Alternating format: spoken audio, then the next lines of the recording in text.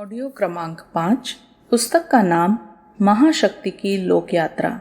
ध्यान की गहनता में दिखाई दिया अतीत। शिव पूजा के खेल में जो भावानुभूतियां हुई थी वे आयु के बढ़ने के साथ सघन और प्रगाढ़ होने लगी।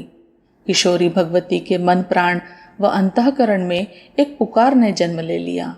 उनके प्राण अपने शिव को पुकारते रहते। रह रहकर मन ध्यानस्थ चेतना में देखे गए दृश्यों को फिर निहारने लगता।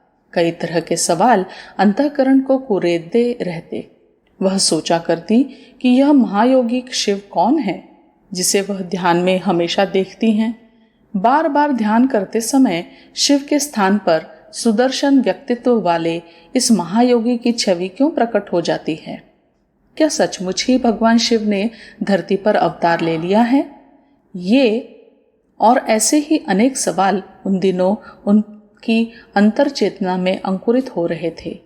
इन सभी का उत्तर पाने के लिए उन्होंने ध्यान साधना को और अधिक तीव्र करने का निश्चय किया। इस निश्चय के साथ ही उनमें एक अजीब सा भाव परिवर्तन हो गया। घर के प्रायः सभी सदस्यों ने इसे अनुभव किया। इन दिनों उनकी दिनचर्या बड़ी ही अस्त व्यस्त हो गई, लेकिन इस बाह्य अस्तव्यस्तता में एक आंतरिक सुव्यवस्था साकार हो रही थी। वह अपनी ध्यान साधना में इतनी डूबी रहती कि उन्हें अपने उठने, नहाने, खाने की सुध-बुध ही न रहती। घर के सदस्य उनके इस आंतरिक परिवर्तन से अनजान थे। बड़ी भाभी, जो माँ की तरह उनकी साज संभाल किया करती थी, उन्हें समझाती रहती। बार बार कहती, लाली तू तो ऐसी न थी, आजकल तुझे क्या हो गया है? कहाँ तो तू सवेरे सवेरे जल्दी उठकर नहा धोकर तैयार हो जाती थी, खेलने लगती थी, घर का कामकाज भी करा लेती थी, पर आजकल तो तुझे जैसे अपना ध्यान ही नहीं रह गया है। भाभी की इन बातों को वह हंसकर टाल जाती थी। जिस किसी तरह उन्हें बहला समझा देती। वह जानती थी कि यदि वह बैठकर सुव्यवस्थित तरीके से दिन रात ध्यान साधना करेगी तो उस सबके सब परेशान हो जाएंगे, और वह अपने परिवार के किसी भी सदस्य को परेशान नहीं करना चाहती थी। इसीलिए उन्होंने यह अनूठा तरीका निकाला था। वह दिन प्रतिदिन ध्यान साधना की गहरी भावदशा में खोती जा रही थी। अनेकों दिव्य अनुभूतियां प्रतिक्षण उन्हें घेरे रहती थी। बाहरी तौर पर सब कुछ सामान्य होते हुए भी उनके आंतरिक जीवन में सभी कुछ असामान्य और अलौकिक हो गया था। अपनी उन दिनों की बातों की चर्चा किसी विशेष प्रसंग में करते हुए उन्होंने अपनी एक शिष्य संतान को कुछ खास बातें बताई थी। साधना तपस्या की बात करते हुए उन्होंने कहा था, ये सब जितना गोपनीय रहे उतना ही अच्छा। संसार को दिखाकर जताकर भला क्या लाभ होगा? गुरुजी को लोक शिक्षण करना था, तुम सबको बताना था, सिखाना था। इसलिए उन्होंने अपने बारे में कुछ छोटी मोटी बातें बता दी। उनकी विशेष तपस्या के बारे में अभी भी किसी को कुछ नहीं पता। मेरे बारे में तो खैर कोई कुछ जानता ही नहीं है, जबकि असलियत यह है कि मेरी साधना 11-12 साल की उम्र में शुरू हो गई थी। इसमें कहीं कोई दिखावा न था। बस सोते जागते, उठते बैठते, खाते पीते हर समय ध्यान किया करती थी। देह का तो जैसे कोई होश नहीं रह गया था। बड़ी विचित्र स्थिति थी उन दिनों। अस्तित्व के कण प्रतिकण में, अणु परमाणु में जो अव्यक्त नाद है वह उन्हें हर समय सुनाई देता रहता था। कभी तो भेरी बजती, कभी मृदंग, कभी वीणा, कभी शंख ध्वनि होती और कभी सब मिलजुल कर वाद्यवृंद से अलौकिक संगीत उपजाते। उनके देह मन में सर्वत्र अणु परमाणुओं के विद्युत कणों का नृत्य और घूर्णन चलता रहता। लीलामयी अपने अंतःकरण में इन अणु परमाणुओं के सतत वेधन, ध्वंस और नए नए समुच्चयों से अनंत पदार्थों की सृष्टि, विकास और समाप्ति के सिलसिले से तादाकार होने लगी। उनकी चित्त शक्ति की चैतन्यता में सब कुछ स्पष्ट होने लगा। इन्हीं दिनों उन्होंने अपने जन्म और जीवन के कई रहस्यों का साक्षात्कार किया। ध्यान की गहनता में उन्होंने अपने साधनामय अतीत की झलकियां देखी। गंगा की लहरों एवं मंदिर की घंटियों की गूंज के साथ जो दृश्य उभरे पहले वे अस्पष्ट थे, बाद में धीरे धीरे उन्होंने अपने को दक्षिणेश्वर मंदिर में रामकृष्ण परमहंस के साथ पाया। उन्हें ऐसा लगा जैसे वे परमहंस देव के साथ उनके भक्तों व शिष्यों के साथ घिरी हैं। सभी उन्हें माँ माँ कहते हुए भक्तिपूर्वक प्रणाम प्रणिपात कर रहे हैं। इस अद्भुत दृश्यावली में वह कितनी देर खोई रही कुछ पता ही न चला। तभी अचानक उनकी ध्यानस्थ चेतना में दृश्य परिवर्तन हुआ। गंगा की लहरों और मंदिर की घंटियों की गूंज अभी भी यथावत थी, बस अन्य दृश्य बदले। ऐसा लगा जैसे वह बनारस में कहीं हैं। संत कबीर के ताने बाने के साथ उनके जीवन का ताना बना बुना हुआ है। वह अक्खड़ फक्कड़ कबीर के साथ हैं। अनेकों सामान्य जन उन्हें श्रद्धा की दृष्टि से देख रहे हैं। उनकी झोपड़ी के पास सच्चे योगी, गरीब, अनपढ़ सब एक साथ संत कबीर से ज्ञान पाने के लिए आए हैं। ध्यान की गहनता में उभरते इन दृश्यों को वह निहार रही। इस काल शून्यता में काल बोध का कोई प्रश्न ही न था। दृश्य परिवर्तन यहाँ भी थे। चित्त शक्ति का लीला विलास यहाँ भी सक्रिय था। ध्यान की इस भाव भूमि में उन्हें प्रत्यक्ष हुआ कि जो कबीर थे वही श्री रामकृष्ण परमहंस रहे और वही अब वह महायोगी हैं जो उन्हें वर्षों से दिखाई दे रहे हैं। इन्हीं के साथ उनके अपने भविष्य की डोर बंधी है। बीते 2 जन्मों का सुपरिचित सानिध्य उन्हें इस जीवन में भी मिलने वाला है। संत कबीर की लीला सहचरी लोई, श्री रामकृष्ण परमहंस की लीला संगिनी रही शारदा वही हैं। जिस आत्मचेतना ने लोई के रूप में जन्म लिया, जिसने शारदा के रूप में जीवन जिया, उसी ने अब भगवती का नाम रूप स्वीकार करके देह धारण की है। कई वर्षों की तीव्र ध्यान साधना के बाद उन्हें अपने प्रश्नों के उत्तर मिल गए। उनकी जीवनचर्या का बाह्य रूप फिर से पूर्ववत सुव्यवस्थित हो गया। घर के सभी सदस्यों को आश्वस्ति मिली। बस उन्हें पहले और अब में सिर्फ एक परिवर्तन नजर आया। अब उनकी लाली प्रातः जल्दी स्नान करके शिव पूजा के साथ नियमित ध्यान करने लगी है। अपने आराध्य से मिलने की उनकी तीव्र उत्कंठा को कोई समझ न पाया। लगातार तीव्र होती जा रही उनकी आंतरिक पुकार से परिवार के सभी सदस्य अनजान थे। हालांकि इस बीच घटना चक्र तेजी से बदल रहे थे। उन दिनों की प्रथा के अनुरूप जसवंतराव शर्मा को अपनी प्यारी बेटी के विवाह की चिंता होने लगी थी। किशोरी भगवती की अंतर चेतना में उफनती अलौकिकता के ज्योति सागरों के बीच पुकार के सघन स्वर गूंज उठ रहे थे। आराध्य के चरणों के प्रति उनका अनुराग नित्य प्रति बढ़ता जा रहा था। उनमें आध्यात्मिक प्रेम के बीज अंकुरित होने लगे थे। आराध्य से मिलन की भाव भूमिका। आराध्य के चरणों में भगवती की प्रीति दृढ़ हो चली थी। उनके हृदय में भक्ति की अंतर्धारा प्रवाहित होती रही थी। ध्यान साधना में अपने विगत जन्मों की कथा स्पष्ट हो जाने के बाद उनमें एक भाव परिवर्तन हो गया था। वह पहले भी शांत रहा करती थी, अब यह शांति और भी सघन हो गई। इन दिनों वह सर्वथा शांत अचंचल रहकर अपने दैनिक क्रियाकलापों में संलग्न रहती। बड़ी भाभी के घर गृहस्थी के कामों में सहयोग, रामायण, महाभारत आदि धर्म ग्रंथों का स्वाध्याय, अपनी नियमित ध्यान साधना, बस यही उनकी दिनचर्या के अनिवार्य तत्व थे। घर में सबसे छोटी होते हुए भी वह परिवार के अन्य सभी सदस्यों की देखभाल किया करती थी।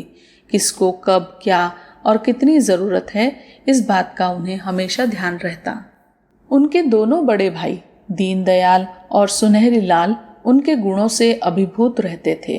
भाभी को तो उन पर नाज था। बड़ी बहन ओमवती की शादी इस बीच हो चुकी थी। अब उनका घर में यदा कदा ही आना जाना हो पाता था।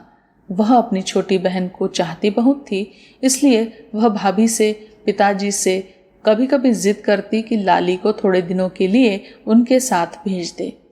यहाँ तो कहीं आना जाना हो नहीं पाता है, इस तरह मन बहल जाएगा। वह भी कुछ दिन और अपनी छोटी बहन के साथ रह लेगी। ओमवती की इस जिद पर जैसे तैसे जसवंतराव सहमत हो जाते और भगवती थोड़े दिनों के लिए अपनी बड़ी बहन की ससुराल हो आती। वहां भी उनकी दिनचर्या यथावत बनी रहती। बहन को घर के कामों में सहयोग देने के साथ वह अपनी ध्यान साधना का क्रम बनाए रखती। इन दिनों घर परिवार के लोग उनके लिए सुयोग्य वर की खोजबीन बड़े जोर शोर से कर रहे थे। बड़े भाई दीनदयाल और पिता पंडित जसवंतराव के बीच इस संबंध में काफी चर्चाएं हुआ करती। इस बार जब वह अपनी बड़ी बहन ओमवती के यहाँ से लौटी तो देखा परिवार के एक बुजुर्ग रिश्तेदार किशन प्रसाद जी आए हुए हैं। यह रिश्ते में पंडित जसवंतराव के मामा लगते थे। वे इस समय किसी वर्ग की चर्चा कर रहे थे। पंडित जसवंतराव एवं उनके बड़े बेटे दीनदयाल बड़े धीरज और उत्सुकता के साथ उनकी बातें सुन रहे थे। उनकी बातों के कुछ शब्द भगवती के कानों में भी पड़े। वह कह रहे थे, जसवंत, मैं तो कहता हूँ कि ऐसा लड़का कहीं भी दुनिया भर में खोजे नहीं मिलेगा। वे लोग आवलखेड़ा के रहने वाले हैं। आसपास के गांवों में उनकी बड़ी जमींदारी है, खानदानी रईस हैं। इन बातों के बीच में जसवंतराव ने टोका, आपने उन्हें मेरे बारे में सब कुछ सही सही बता दिया कि नहीं? प्रश्न के उत्तर में किशन प्रसाद कहने लगे, इसमें छिपाने की बात भी क्या है? मेरी लड़की के बड़े भाई राम प्रसाद से बात हुई। मैंने उनसे कह दिया कि जसवंतराव के पुरखे अहमदपुर खैर अलीगढ़ के रहने वाले थे। वही उनका अपना घर और खेती थी। परदादा के जमाने में 12 जोत की जमींदारी थी।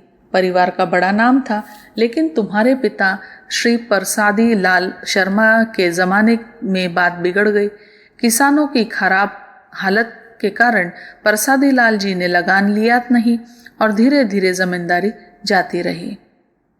किशन प्रसाद की इन बातों को सभी लोग बड़े ध्यान से सुन रहे थे। वह बता रहे थे, मैंने राम प्रसाद को यह भी बता दिया कि तुम लोग 4 भाई हो, जसवंत शर्मा, बलवंत शर्मा, रामदयाल शर्मा और वासुदेव प्रसाद।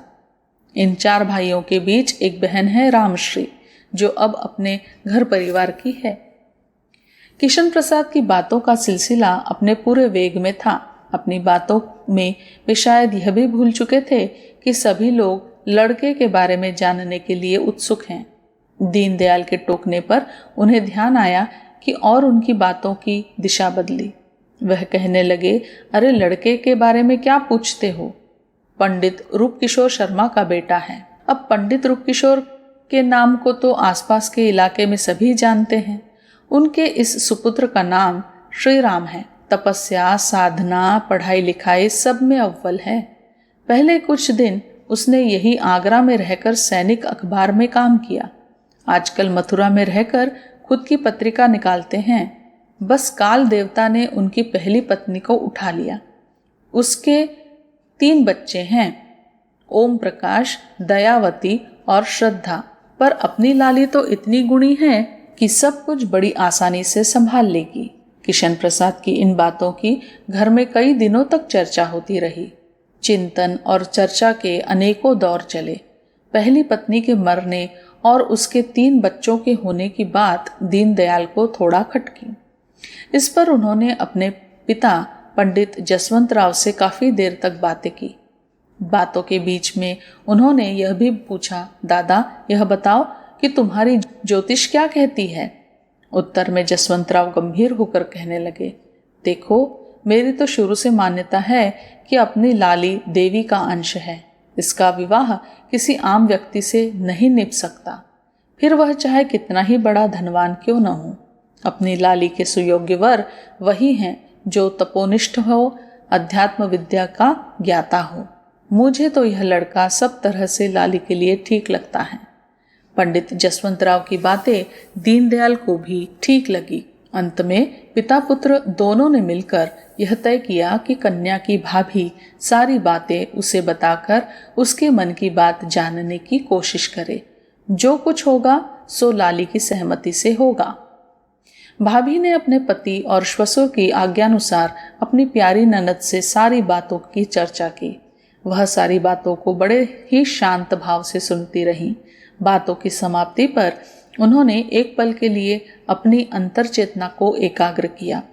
इस एकाग्रता में सत्य उद्भासित हो गया। उन्हें इस बात का एहसास हो गया कि इस समय जिनसे उनके विवाह की चर्चा की जा रही है, उन्हीं के कार्य में सहयोग के लिए उन्होंने देह धारण की है। उनके पिछले जन्मों में पति और मार्गदर्शक रहे उनके आराध्य ही इस बार उनके पति होने जा रहे हैं। अंतर्मन की इन सारी बातों को उन्होंने गोपन ही रखा। प्रत्यक्ष में उन्होंने बस केवल इतना कहा, भाभी दादा से कह देना कि मुझे उनकी सारी बातें स्वीकार हैं। वे जो कुछ करने जा रहे हैं उसी में मेरे जीवन का कल्याण है। लाली की सहमति व स्वीकृति पाकर सारे परिवार में उत्साह का ज्वार उफन उठा। उल्लास की तरंगे घर के कोने कोने में बिखरने लगी। वर पक्ष के लोगों की सहमति भी आ गई। मंगल परिणय की तैयारियां होने लगी। फाल्गुन शुक्ल सप्तमी विक्रम संवत 2001 18 फरवरी 1945 का दिन विवाह के लिए निश्चित हुआ। विवाह का दिन तय होने के बाद पंडित जसवंत राव के मन में खुशियों के साथ एक कसक भी घुल गई। उन्हें ऐसा लगने लगा जैसे कि जगदम्बा पार्वती ने पीहर छोड़कर भगवान भोलेनाथ के साथ जा बसने का संकल्प ले लिया हो। अपनी इस कसक को दिल में लिए जसवंत राव बेटी के विवाह की तैयारी में जुटे रहे। अरेला गांव के ज्वाला प्रसाद इसमें उनके मुख्य सहयोगी बने। उन्हीं के माध्यम से सारी बातें बनी। निश्चित तिथि पर विवाह संपन्न हुआ। विवाह में बहुत सादगी थी। दिखावे प्रदर्शन का तो जैसे कोई नामो निशान भी न था। यह मनुष्यता के सामने जीवनादर्श को प्रस्तुत करने वाले श्री ऋषि युग्म का मंगल परिणय था। यह तप और श्रद्धा का मिलन था। ज्ञान और भक्ति का अनोखा सायुज्य था। भगवती और श्री राम इस शुभ घड़ी में अपने आदर्श पथ पर एक साथ चलने के लिए संकल्पित हुए थे। अपने आराध्य के चरणों के सामीप्य में भगवती के जीवन का एक सर्वथा नया आयाम उद्घाटित हुआ था। माँ का मातृत्व अभिव्यक्त हो रहा था। मातृत्व की सजल भावनाएं अपना स्वरूप व आकार पाने की तैयारी में थी।